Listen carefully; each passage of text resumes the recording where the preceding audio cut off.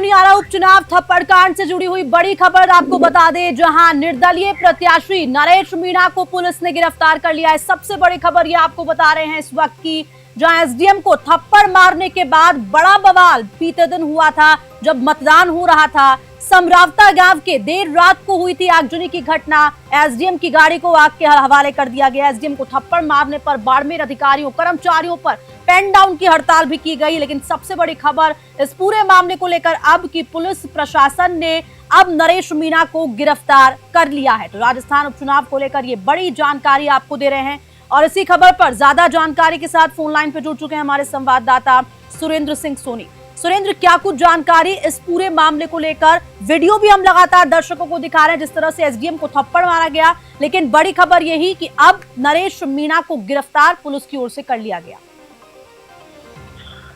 बिल्कुल हर्षिता, देखिए राजस्थान में जब कल 13 तारीख को जब वोटिंग हो रही थी 7 सीटों पर, तो लगभग जो है वो एक राजस्थान के टोंक देवरी उनियारा से एक ऐसा मामला सामने आया जिसमें निर्दलीय उम्मीदवार नरेश मीणा ने जो है वो एसडीएम को थप्पड़ मार दिया था। और लगभग ये जो है वो कल 2-2:15 बजे की घटना थी, लेकिन इस 23 घंटे के दरमियान जो है वो लगभग लाखों रुपए का नुकसान हुआ, आगजनी हुई, एसपी की गाड़ी जला दी गई और लगभग जो है वो 60 उपद्रवी अब तक गिरफ्तार हो चुके हैं। रात भर पुलिस के द्वारा दबिशें दी गई, लेकिन अभी हाल फिलहाल की अपडेट यही है कि जब सुबह 9:30 बजे नरेश मीणा वापस अपने हड़ताल वाली जगह पर पहुंचे और उनकी अपनी कुछ प्रमुख मांगे थी, उन मांगों को लेकर के लगातार वो अपनी मांग को मुखर कर रहे थे, तभी पुलिस जो है वो वहां पहुंची और उनको जो है वो हिरासत में लिया है।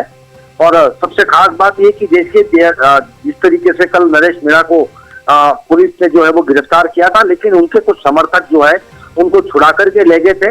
हालांकि नरेश मीणा ने अब जो है वो पुलिस पर भी मारपीट के आरोप लगाए, क्योंकि पुलिस ने जब उन्हें पूछताछ के लिए जब बुलाया था तो उसी दरमियान इस तमाम आरोपों को लगाया। और सबसे खास बात हर्षदा ये है कि नरेश मीणा ने जो है वो अब हरीश मीणा पर भी एक बड़ा सबसे गंभीर आरोप लगाया है कि हरीश मीणा कभी मेरा इनकाउंटर करवा सकते हैं। इस आरोप के क्या मायने निकाले जा रहे हैं? हरीश मीणा के लिए बहुत बड़ा बयान दिया गया है कि वो उनका एनकाउंटर करवा सकते हैं।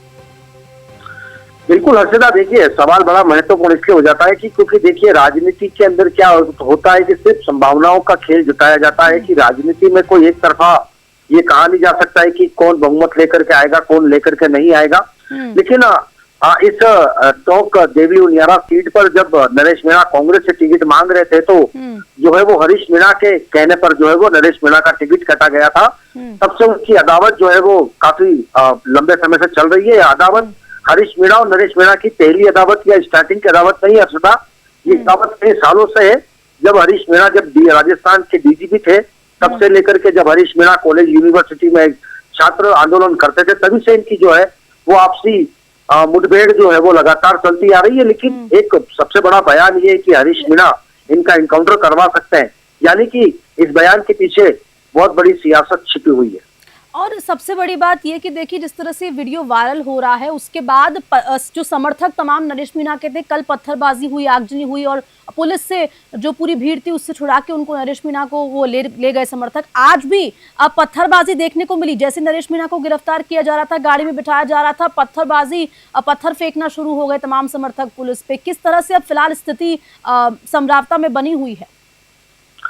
बिल्कुल हर्षिता, देखिए कल रात को 9 बजे जो है वो नरेश मीणा को पुलिस ने हिरासत में लिया था, लेकिन उसके मीणा के समर्थक जैसे ही उनकी जानकारी मिली गिरफ्तारी की तो वो और भड़क गए और पुलिस के बीच और जो नरेश मीणा के जो समर्थक है उनके बीच जो है वो लगातार पत्थरबाजी भी होती रही, आगजनी भी होती रही। पुलिस को भीड़ तीतर बीतर करने के लिए जो है वो आंसू गैस के गोले दागने पड़े। तमाम ये घटना होने के बाद कहा जा सकता है कि सरकारी राजकीय संपत्ति को भी काफी कुछ नुकसान पहुंचा है। लेकिन जिस तरीके से थप्पड़ कांड का जो विवाद था वो यही था, क्योंकि नरेश मीणा ने कहा था कि समरसता बूथ पर जो है वो जब गांव वालों ने मतदान का बहिष्कार किया है और अधिकारी जबरदस्ती वोटिंग करवाते हैं तो ये तमाम जो तस्वीरें थी इसी तस्वीरों के जरिए जो है वो उस पूरे उपद्रव को देखा गया। लेकिन अब जिस तरीके से नरेश मीणा को पुलिस गिरफ्तार करके ले गई है तो निश्चित तौर पर अब लगता है कि अब यहाँ पर पूरी तरीके से अब शांति होगी। लेकिन जो उनके समर्थक हैं उनमें अभी भी विरोध हर्षदा दिखाई दे रहा है, नारेबाजी कर रहे हैं और नारेबाजी के साथ आपसे एक और चीज समझना चाहेंगे। देखिए, अब स्थिति, जब गिरफ्तार नरेश मीणा को कर लिया गया है, स्थिति शांतिपूर्ण हो जाएगी, लेकिन अब दूसरी ओर बात करें तो नरेश मीणा के लिए, समर्थकों के लिए मुश्किलें जो बढ़ती हुई दिखाई देंगी, उसके बारे में क्या कुछ जानकारी?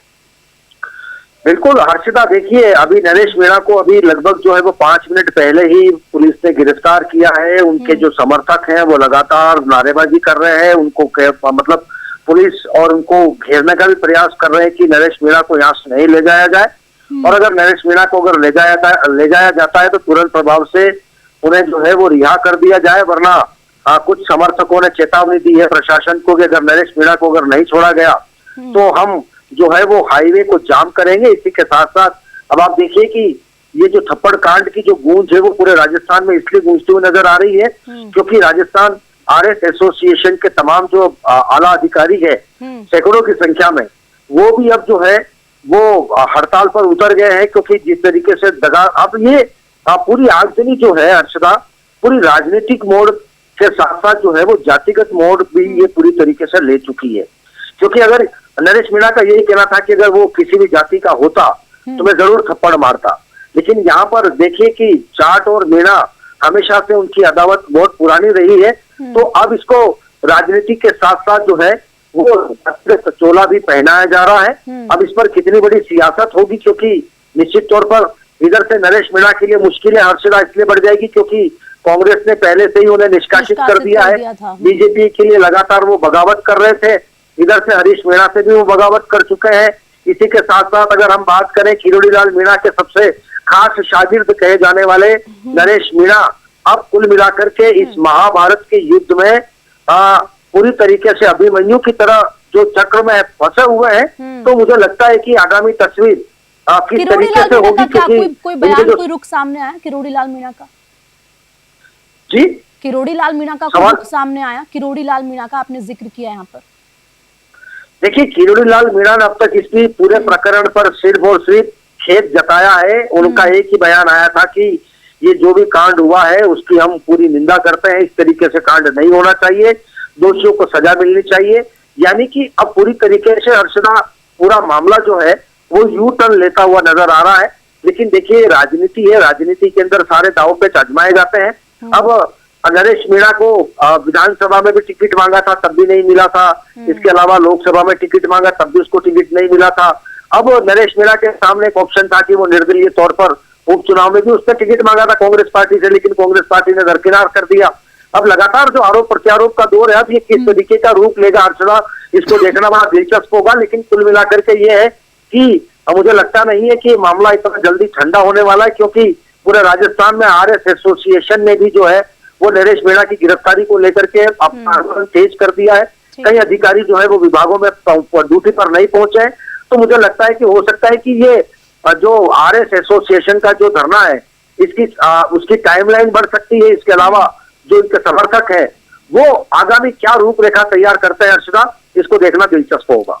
ठीक है, बहुत शुक्रिया सुरेंद्र तमाम जानकारी के लिए आपका। तो थप्पड़ कांड की अब गूंज पूरे राजस्थान में, पूरे टोंक देवली उनियारा में अब सुनाई दे रही है, क्योंकि निर्दलीय प्रत्याशी नरेश मीणा को पुलिस ने फिलहाल गिरफ्तार कर लिया है। लेकिन समर्थकों में जो आक्रोश बीती रात था, वही आक्रोश, वही गुस्सा और वही नारेबाजी आज भी की जा रही है। और साफ तौर पर पुलिस प्रशासन को समर्थकों के द्वारा जो चेतावनी दी गई है कि हम हाईवे जाम कर देंगे, यानी कि स्थिति अभी भी थोड़ी कंट्रोल में आई है क्योंकि नरेश मीणा को गिरफ्तार कर लिया है। लेकिन ये कहना बहुत मुश्किल होगा अब कि क्या स्थिति को सही में नियंत्रण में अब पुलिस प्रशासन कर पाएगा, क्योंकि समर्थकों की वहां भीड़ जमा हो गई है और तमाम समर्थक आक्रोश नजर आ रहे हैं। और ये देखना काफी दिलचस्प होगा कि इस थप्पड़ कांड की अब गूंज जो बीते दिन 7 सीटों पर उपचुनाव हुए उसमें कितनी असर डालती है, राजस्थान की राजनीति में कितनी असर डालती है।